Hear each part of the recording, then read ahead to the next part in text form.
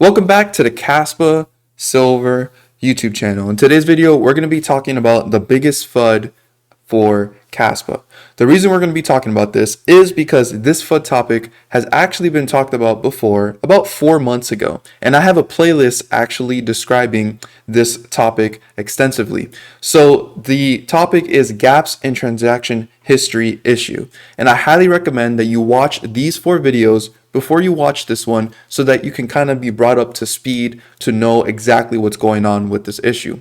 But it's entirely important that we're never closed-minded to different opinions or different thoughts that people have against Caspa. And a lot of times, many people have these thoughts and opinions of Caspa, and ultimately, they're just thoughts and opinions that have lack of a lot of research. So one big thing I kind of want to hit on is an article that a lot of people tend to find that people start to ask questions, and these are questions that are asked and have been answered many times in the past, but I'm hoping to have a dedicated video that people can go to and try to find all the information on this topic. So really, this article you may find, and it's an article written by this guy named TechLeaks, and in these other videos over here, I describe who that person is, and you'll find out that this person does not say a lot of things that are true. But if you do find this article, there are 3 things that they're trying to prove, and the first thing is the fact that there's no way to prove that Caspa had no pre-mine. The second thing is that there's transaction history for Caspa that is missing, which is 6 months as of recording those older videos, will never be recovered. And the third thing is trying to prove somehow that Caspa was mined by only one single entity, because not really too many people knew about it supposedly. So to begin, the first one we're going to discuss is the pre-mine discussion, and this has been debunked countless times. In fact, Shai, which is one of the core devs of Caspa, had a very long tweet over here describing this whole entire issue and assured us that you can confirm in the code itself that the Genesis block that was created for Caspa started completely at 0, meaning that anyone who wanted to get Caspa had to physically mine Caspa. You can confirm this in the code right here, and you could see that this is the Genesis block and the UTXO commitment is empty right here. So not only that, a lot of people don't know about this, but if you do watch these videos, I talk about Caspa Black Tuesday network crash, and this is because after Caspa launch on November 7th, 2 weeks later, Caspa went through a network crash. This network crash caused the devs to ask whoever was mining to willingly stop mining so that they can secure the network and bring it back up to speed. When they did this, the miners themselves chose to stop mining Caspa, and then Shai decided to mine Caspa himself to secure the network. While he was doing this, he was very clear about where all the Caspa will be going to, and anyone could have verified that at that time.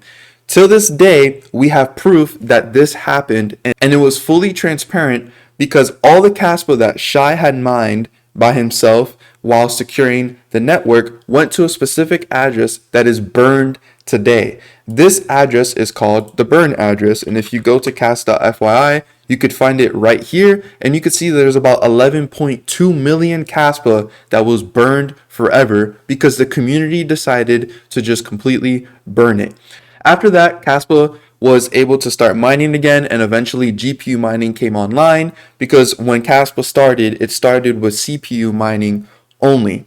Not only that, Shai and Michael Sutton also build a way that you can cryptographically verify through the code that Caspa originates from an empty Genesis block, meaning that there is no way that anyone received allocations or anything like that before Caspa launched. It naturally was mined out over time. You can actually do this proof if you go to this post right here, and I'll have links to all of these websites down in the description so you can see it, but also Coder of Stuff confirmed that he did the proof himself and it actually does work. If you don't know who Coder of Stuff is, he is an outsider that joined Caspa a little bit later. I think it was like earlier this year that he joined.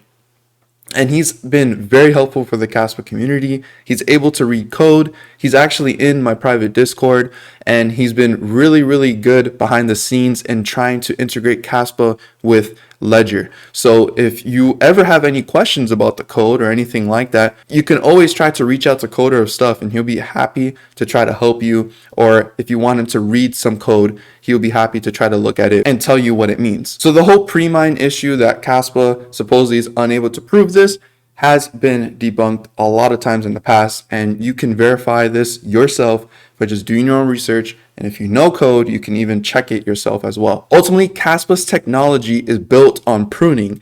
This pruning allows nodes to not have to have a lot of storage requirements. This also allows for decentralization. So it's very important for Kaspa to have this. And the technology is built that you could still verify everything because the UTXOs are never pruned out. Only the transaction data, and the nodes always keep at least 3 days of data. Another thing, if you're reading in this article, he would try to say that there are absolutely no full nodes on the Kaspa network and that the 6 months that was missing will never be recovered. Well, this is also not true. There are volunteers who do keep archival nodes that keeps the whole entire history of Kaspa, but it is getting harder because the data is so much, and you have to think about 100 years from now, we're not going to be wanting to keep data from 2023 because it's not going to matter to anyone really. So ultimately, this data will be kept by centralized people, or the data that is going to be kept are by people who want to see what they've done themselves and not everything. But currently, today, they have actually recovered about 4 months of all the transaction history that was missing, and now only currently 2 months are missing. You can even confirm that here, that he tries to show an address in this article that has a missing history past May 2022. But if you go to the link that he shows you, you could see here that they have the full history now. You can go all the way to page 2961 and see that this address originated from a Coinbase transaction. If you don't know what a Coinbase transaction is, that is a transaction that started through mining. So right here you could see Coinbase, which equals new coins. You could see that this address completely started by mining Kaspa, and this was started on February 9th of 2022. So the only missing transaction history is now November and January pretty much, and then after that we have all the history. But this history missing does not mean that Kaspa is not secured or anything like that, because the whole point of this technology is to ensure that it remains secure without having to keep all of this history. And you can just research that yourself if you read the white papers and all that kind of stuff. The last point that this article tries to make is that only one entity knew about Kaspa and mined it in the beginning. He also goes into a lot of claims and just things that are just lies and pretty much just conspiracy theories that make absolutely no sense. But he would try to claim that there was no one that really knew about Kaspa in the very beginning, but this is also just not true. In fact, I believe Kaspa is even more decentralized than Bitcoin at its launch. If you think about it, Bitcoin launched and really crypto was not a thing at all. And when Bitcoin launched, Satoshi pretty much wrote to about 12 people who would know about this kind of technology to get on board with Bitcoin. And when Satoshi started mining Bitcoin, it is known in history that it took about 12 hours before the second person started mining Bitcoin. And it took about 2 years before 100 people even started mining Bitcoin. So really, this is nothing compared to Kaspa, because when Kaspa launched, there was no secrecy about it. You could see here that Jonathan Samploninsky, which is the founder of Kaspa, even made a tweet saying that he started the Kaspa testnet on April 12, 2021. And that is still a good bit away before the actual launch of Kaspa, which was on November 7th. This was also tweeted by the company DAG Labs. And if you don't know the history behind DAG Labs, please do watch those videos in that playlist, because it does go deep into the history of DAG Labs and you'll learn about their history when it comes to Kaspa. So not only can we verify that Kaspa was actually posted out there, not only that, the founder, Jonathan, is not an anonymous person. He's in the Ethereum white paper, and Jonathan has never been secret about what he's been trying to build with tons of different protocols, because if you just look into probably your favorite cryptocurrency that you're holding, his name is probably in the white paper because he is a very popular person within the crypto space. But not only do we have this to kind of verify the back history, we have Discord where we can even go and check the Kaspa Discord and see exactly what was going on in those beginning days by simply just going back in history and seeing what the devs were saying, all the people that were in the Discord at the time. And pretty much from my research, there was at least way more than just 100 people that started mining Caspa with CPUs in the very beginning. So that means it was more decentralized than Bitcoin when that launched. And ultimately, it is never fair for anyone when it comes to finding a cryptocurrency and mining it, because anyone who is born after Bitcoin launched, it's already an unfair advantage. I didn't get an email from Satoshi when Bitcoin launched. I mean, it's never really actually fair, but the whole point of fair launch is that anyone who acquired coins within a cryptocurrency can only acquire it by either buying it on the market, mining it, or doing like an over-the-counter trade. That's the only way you can do it.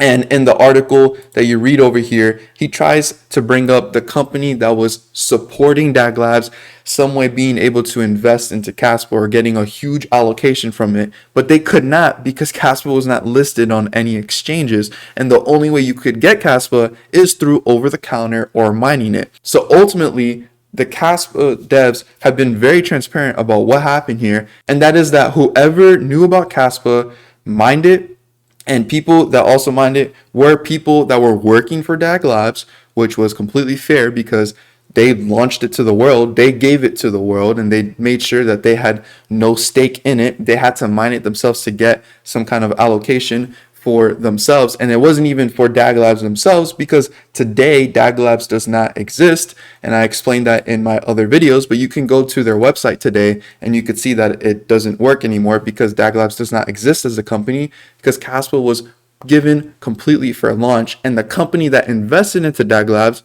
which was Polychain, could only get Caspa by mining it itself. And it's been very clear that in the very beginning, when DAG Labs and Polychain were mining Caspa fairly with everyone else, which means that there was competition while mining, they acquired about 848 million coins. And that was back in 2021 of November. So today, we don't know exactly how much they still have today, but it really doesn't matter because they acquired these coins freely. And 848 million coins compared to the 21 billion coins that exist today is absolutely nothing in terms of the supply and what they were able to acquire. You can always go to Cas.fyi and look at the top addresses today, and we know that the top addresses are completely filled with exchanges. And these addresses here that don't have a tag on them, you can actually go into the block explorer and verify as far back as February now to where they got their coins. And pretty much Caspa has been fully transparent on this issue. This topic has been talked about many, many times. And I hope that this is probably one of the last videos before I need to make another one. And if I do make another one, it's hopefully just telling you guys that they were able to recover the remaining 2 months. But this may or may not be recovered. But at the end of the day, the technology of Caspa was completely built that it does not need this history to ensure that its network is secured and is operating. And also, it's been 2 years since that's happened. And Caspa truly has shown that this is really not an issue. A lot of people who really know about the technology and really likes to research Caspa understands that this is not an issue. So I hope there's enough information on there on YouTube about this so you can make your own decisions and be wise with your money. It's very important to always do your own research, and that is what I do here on this channel for Caspa. So thank you guys so much for watching. If you did make it all the way to the end of the video, I just want to let you guys know, if you guys want to support this channel and my work that I do here, please consider joining my Patreon. This Patreon is totally just to support my work here. It gives you access to my private Discord where I run weekly giveaways of Caspa so that you can earn your payment back possibly every single week. And also, you get early access to all these YouTube videos before they go out live to the public. And you also get to talk to like-minded people like myself. We have people in there that are minors. I actually have coder stuff in there, so you can ask about coding stuff in there. And so there's a lot of knowledgeable people that are in this Discord. And if you're interested in supporting this channel, please consider checking that out. Thank you guys so much for watching again.